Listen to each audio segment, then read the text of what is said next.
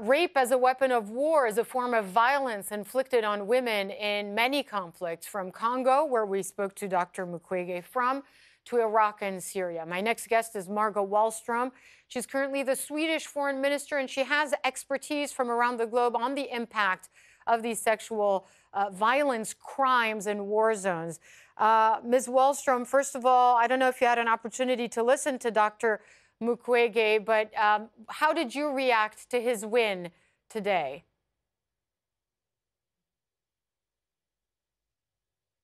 Persons.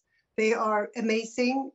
They have shared their personal experiences and knowledge in shaping our understanding about rape and sexual violence as a weapon of war. And they have also shown that peace cannot come if women do not have peace or get peace. So I think that this is also right from the Nobel Committee's side to give them this peace prize. I'm so happy for them. And I've met with both of them, and they are amazing people. Yes, and a couple of years ago, you said you wanted to you wanted your foreign policy strategy to be a feminist one. This year saw so many changes because of the Me Too movement, and because women are coming out and are feeling maybe more comfortable talking about their own experiences of sexual assault.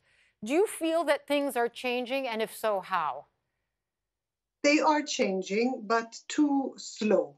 And I think, for example, the fact that the ICC, the International Criminal Court, is pursuing many more cases under the leadership of Fatou Bensouda, the chief prosecutor. The fact that in the Colombia peace process, this was definitely something that women asked for, justice also for the victims of sexual violence, that many more also high-ranking military guys have been put to trial in the DRC and in other countries. These are important steps forward, and we have a legal framework. But impunity, unfortunately, still is more of a rule. And this has been called the oldest, most invisible, and least punished war crimes. So we just have to continue to fight on. A quick last one. But what about in non-conflict zones? I mean, in Western democracies, where you've had women whose testimonies and whose stories have brought down very powerful men. You're hearing now, for instance, from Dr. Ford and the Brett Kavanaugh confirmation hearings for the Supreme Court. What do you make of what's going on there? How are things changing, do you think?